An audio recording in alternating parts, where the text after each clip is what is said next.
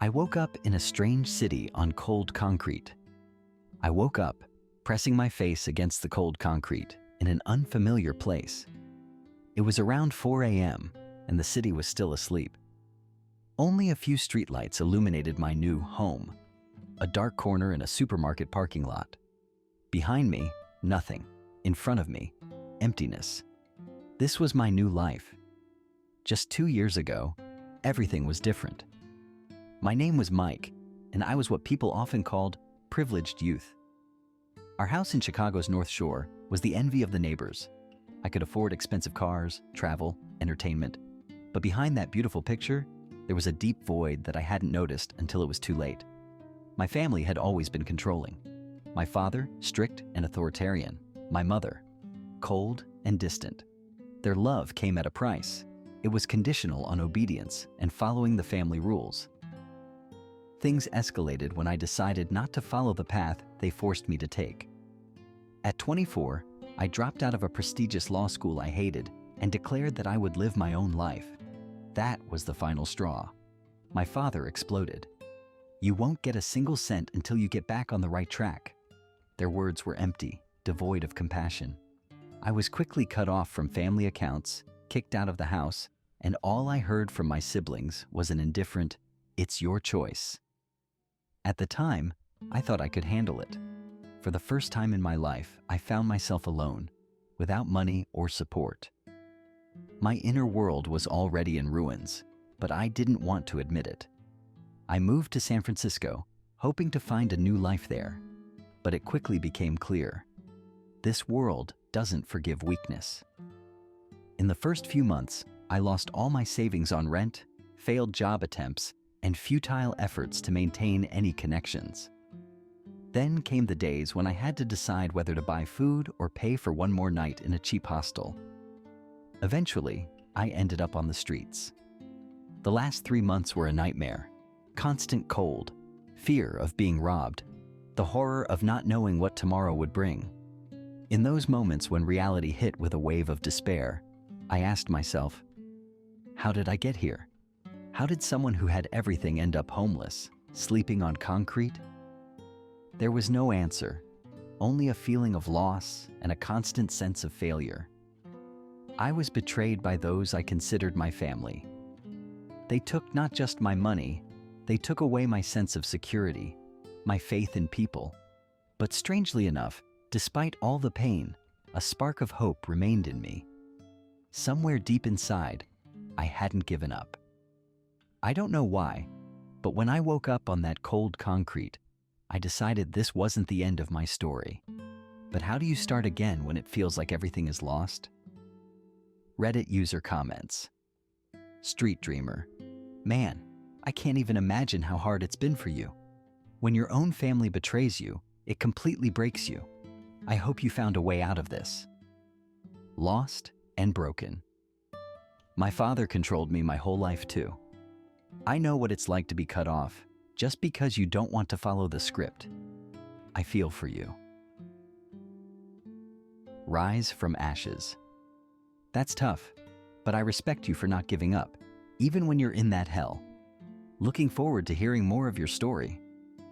Now, when I look back on my past, it's hard to believe how much things have changed. I was born into a fairly wealthy family, where money was never a problem. Our home in Chicago, a 3-story mansion with a large garden, was where I spent my entire childhood. We had servants who took care of everything, from cleaning to cooking. I attended a private school where the children of the rich and powerful studied. At 18, I received a gift from my father, a brand new Mercedes. At first glance, life seemed perfect. But behind this facade lay another reality. My family was strictly conservative, with the main values dictated by my father's authority. My father, George, was a successful businessman who achieved everything with his own hands. He believed in discipline, willpower, and absolute control. My mother, Sarah, was less active, but fully supported my father in his views. Our dinner conversations usually revolved around business success, politics, and how important it was to follow the beaten path.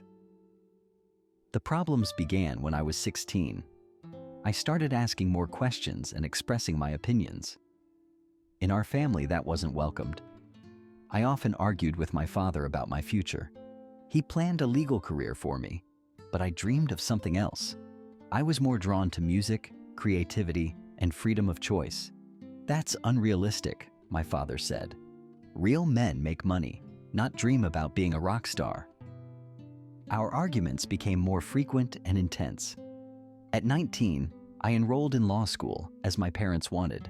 But even then, I felt it wasn't for me. I literally hated every day of studying. Everything happening around me seemed fake. My classmates were the children of wealthy families who, like me, had no other choice. It was like a trap, where everyone knew their roles and played them without any hint of authenticity. I held on for 2 years, but at 21, I decided I couldn't do it anymore. That summer, I gathered all my courage and told my father I was quitting school. It was the worst conversation of my life. I had never seen him so angry. He yelled that I was a disgrace to the family, that I was throwing my future in the trash. My mother stood by, not even trying to intervene. She just nodded at my father's words, as if confirming his thoughts. I understood that I wasn't just losing their support, but also my right to the inheritance that had often been talked about. I moved to San Francisco, hoping to start from scratch. I had about $20,000 saved from side jobs during my studies and a plan to find a job in a field I liked. At first, things went well. I rented a small apartment and found a job at a music store. But after a few months, it became clear that the money wasn't enough. The rent was rising, and the salary remained pitiful. I began to feel the pressure building up. Every month turned into a struggle for survival. Eventually, I couldn't handle it anymore.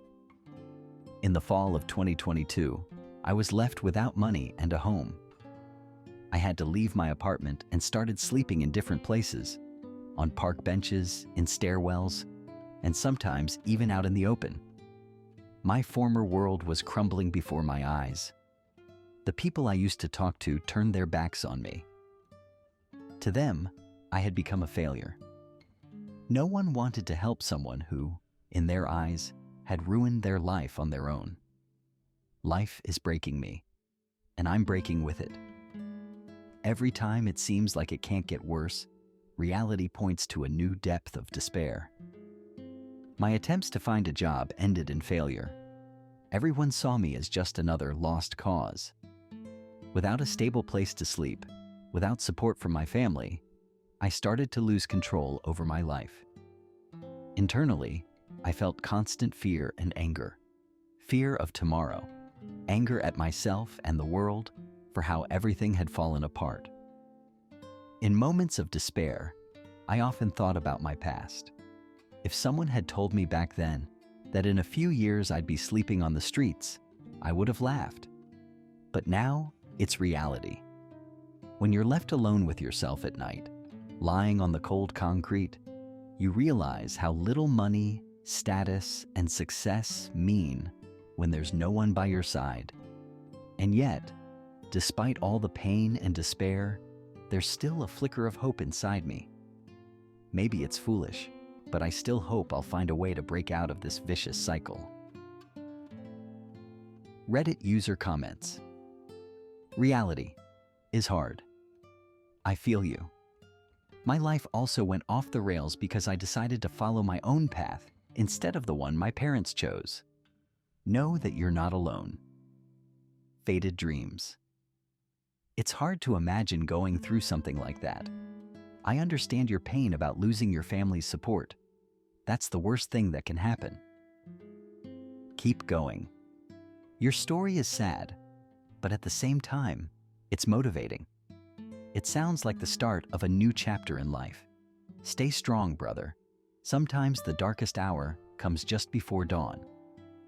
It was March 23rd, 2022, a day I'll never forget. I arrived at my parents' home in the suburbs of Chicago, where I grew up, hoping for one last conversation. I was 25 years old, and for nearly a year, I had been living on my own, trying to build my life without their help. But the money was running out faster than I expected, and honestly, I was at a dead end. Returning to law school was out of the question. I hated it so much that I couldn't even bear to think about it. My job at a music store that I found in San Francisco barely covered rent and food, but with each passing month, I was sinking deeper into debt. When I walked into the house, everything was just as it always had been. My dad was in his office, discussing some business matters on the phone. My mom was cooking dinner, and my brother and sister, Thomas and Emily, were watching TV in the living room. I felt like a guest in my own home. After a brief conversation in the kitchen, I finally gathered the courage to approach my father. He had finished his phone call and, looking at me over his glasses, made it clear right away that he didn't have time for my latest nonsense. Still, I began talking, hoping for support. I explained that things were going poorly in San Francisco, that I was on the verge of eviction and needed at least temporary financial help. He listened to me in silence, but I could see his face harden with each passing second. When I finished, he slowly stood up and said, "Mike, I no longer see you as my son. You made your choice when you decided to go against our will. You chose to drop out of college, refused to follow family values, and now you're reaping the rewards of your selfishness. We will not help you. No more money, no more talk of inheritance. You are no longer part of this family." Those words sounded like a sentence. I stood there, not believing what I had just heard. My brother and sister didn't even look up, and my mother just sighed, without even glancing at me. She stayed in the kitchen as if nothing had happened. To them, I was already a stranger. A few minutes later, I left the house, feeling empty. Even though I had expected it, I still hoped for a shred of support. But there was nothing, only coldness and indifference. The next few days I spent in San Francisco, trying to figure out what to do next. Looking back now, I see that I was in shock at the time. I had lost not only money, I had lost all my support, all my faith in the people who were supposed to be there for me. I stopped going to work, which led to me being fired. A week later, I received an eviction notice. On April 5th, 2022, I was officially thrown out onto the street, without money, without a roof over my head, without friends. The first days were the hardest. I didn't know where to sleep, what to eat.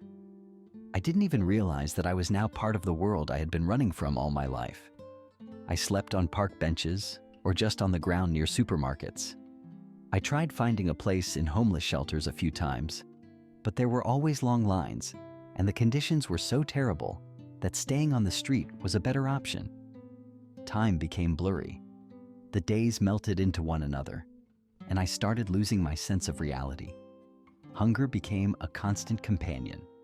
I dropped from 160 pounds, about 72 kilograms, to 130 pounds, 59 kilograms, in just a month. I had to constantly beg for food, collect bottles and cans to turn them in for a few dollars. The worst part was, I had no plan anymore. Life had lost its meaning. I was terrified of the future, terrified that this was it, forever. But along with the fear came anger. I kept thinking about how I'd been betrayed by those I thought were my family. My father with his family values, my mother with her cold indifference, they all just threw me away when I needed help the most. It hurt to realize that I would never be able to trust people the way I once did. I didn't know if I'd ever crawl out of this pit. But deep inside, there was still a small spark of hope. It was weak, almost extinguished, but not entirely gone. I couldn't accept the thought that I'd stay at rock bottom forever. Reddit users' comments, real life struggles.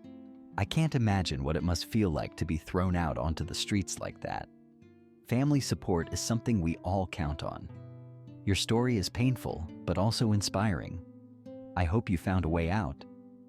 Broken dreamer. This is just horrible. I lost my job in 2020 and had to live on the edge too. But to be left with nothing like that, it's terrifying. Hang in there. Rise up. from the ashes. The way your family treated you is truly cruel, but I believe you're stronger than this situation. Keep fighting. We all believe you can make it through. My first year on the streets was pure hell. I thought I would adjust, that I could handle it, but I quickly realized living on the streets isn't just about physical hardship. It's a constant battle with your own mind. After I was evicted from my apartment in San Francisco on April 5th, 2022, I was left with a backpack containing one set of clothes, a few books, and an old phone. I had only $17 left in my bank account. I figured I could find a job, but without a permanent address and looking like a typical homeless person, getting any job was nearly impossible. Every day became a struggle for survival. The first few weeks, I slept on park benches or in the doorways of old buildings in the Tenderloin district. It was one of the most dangerous parts of the city, but I didn't have any other options. Every night was terrifying. Crime, drug use, and violence were rampant. I was robbed a few times and even beaten for refusing to hand over my backpack. I was losing the last bit of hope that I could somehow fix my situation. The worst part was the hunger. When you haven't eaten for a few days, your body starts to shut down. In the first 3 months, I lost 25 pounds. I was exhausted and constantly dizzy. I had to eat from public trash bins or take what others had thrown away. Food became a rarity, and when I managed to find something, it felt like winning the lottery. In June 2022, I decided to try one of the local homeless shelters. The lines were insane. People would show up hours before opening, hoping to get a spot. I managed to get a bed in the shelter for 3 nights. It was dirty, cramped, and most of the people there were either drunk or high, but it was still better than the streets. After my stay, I was back on the streets again. Friends? I barely thought about them anymore. At first, I tried keeping in touch with a few people from my old life, but all the connections gradually broke off. Some simply stopped responding, while others outright told me they didn't want to be associated with a loser. The pain of losing those ties was just as unbearable as the physical hardships. I tried finding any kind of work, anything. I stood in lines at construction sites where they sometimes needed day laborers, but there were always dozens of people like me, and I rarely even got to the interview stage because of how I looked. There were moments when I thought, how did I end up here? Just a few years ago, I had everything, and now I'm living like an animal. To make some money, I started collecting bottles and cans that I could trade for a few cents. On good days, I'd make $1.57 enough for a sandwich and coffee. On other days, I went hungry. Sometimes strangers would give me a few dollars, but that was rare. Most people looked at me like I was garbage. That hurt just as much as the hunger. In September 2022, I decided to change neighborhoods, moving closer to Fisherman's Wharf. There were more tourists, and I thought my chances of finding a job would be higher. But even there, I remained invisible. One time, I tried to find a job at a cafe, just walked up to the doors and asked if they needed any help. But the answer was always the same: no thank you. I no longer had the strength to even try to convince anyone. The next few months passed in a blur. Time lost its meaning, and I lived from one day to the next. Every evening became a challenge. I had to find a place to sleep where it would be safe.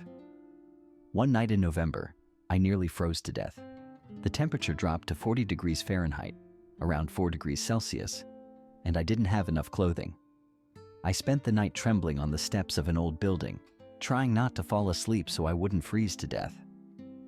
When you live on the streets, memories of what life was like before occasionally surface.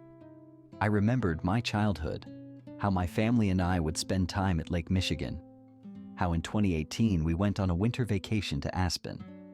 I recalled how, back then, everything seemed stable and secure. These memories, which once brought joy, now felt like poison. They only highlighted the contrast between what was and what is. But even amid this chaos and constant pain, I didn't lose hope. It wasn't easy, but I promised myself that I would find a way out. I don't know where I found the strength, But something inside me kept saying, "You're not finished yet, Mike. This is not the end of your story." That thought became my only ray of light in the darkness. Reddit users' comments, Never Give Up 1987. Your story shows how quickly life can turn upside down. It's sad to see how people who have everything can lose it all so fast. Stay strong. You're definitely stronger than this situation. Street survivor. I completely understand what you've been through. I was in a similar situation in 2019 when I ended up on the streets. The main thing is not to lose faith in yourself. You have already survived the worst. Golden memories. The contrast between what you had before and what you have now is painful, but it seems like you're still holding on. I hope there's at least a little light at the end of the tunnel in the next part. The end of January 2023. It had been almost 10 months since I ended up on the streets. All this time, I tried to find some kind of meaning, clinging to the remnants of hope, but it was gradually fading away. I felt more and more like I was falling into an abyss. Life had become survival, and daily fear and despair had become my constant companions. That's when I seriously began to consider that maybe there was only one way out: to just disappear. On January 29th, I was wandering the streets of the Mission District in San Francisco. It was one of those days when it feels like the whole world is against you. I was barely standing, freezing and hungry. I passed by several shops, cafes, and restaurants, feeling how the smell of food only intensified my hunger. Dark thoughts swirled in my head. Maybe I should just end all of this. Who would even care? Suddenly, someone called my name. I turned around and saw Kevin. We had been friends in high school. He was the person who always supported me, even when others went their own way. After school, we lost touch, but I remembered that Kevin had stayed in San Francisco. And there he was, standing in front of me, surprised and clearly shocked to see me in this state. "Mike, is that you?" he asked. I nodded, trying to force a smile, but I couldn't. I looked terrible. Ragged clothes, a beard-covered face, lifeless eyes. I saw a flicker of pain and sympathy in his eyes. "What happened?" His voice was soft and cautious. We sat on a bench, and I briefly told him what I had been through over the past year. As I spoke, I felt a weight lifting off me that had been building up all this time. Kevin listened in silence, not interrupting. When I finished, he simply said, "You can't stay like this. Come on, I'll help you."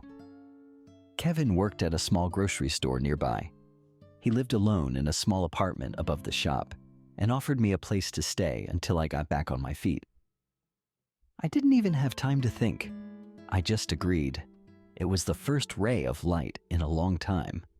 We went up to the second floor, and he gave me clean clothes, offered me a hot bath, and then fed me. For the first time in many months, I felt human again. After dinner, Kevin said, "I have a job at the store. We need someone to help with unloading goods and cleaning. It's not much, but at least you'll have a roof over your head and be able to earn something." The next day, I started work. It was tough. After living on the streets for so long, my body had weakened, and even basic tasks were difficult. But I knew this was my chance. Every morning, I would get up, get ready, and head to the store, where I helped arrange goods, sweep the floors, and do whatever tasks were needed. In the evenings, Kevin and I would sit in his apartment, drink tea, and just talk about life. I felt my sense of dignity gradually returning. It wasn't a big change, but it gave me hope. I was no longer alone. I had a job, though low paid, and a place to sleep. I still had a lot to rebuild, but this small step was the first on the path to something better. Kevin didn't just give me a roof over my head. He restored my faith that even in the worst moments, there are people who are ready to help. This was my turning point, when I stopped seeing myself as a victim and started fighting for a better future. Reddit users' comments. Second chance now. This is really touching. You never know when fate will send someone who extends a helping hand. I'm glad you found a friend who supported you in such a difficult time. Old friendships. Kevin is a true friend. Not everyone can stay by your side when everything falls apart. I went through a similar situation and realized who my real friends are. Finally, hopeful. That's the support you needed. I hope your life will only see positive changes from here on.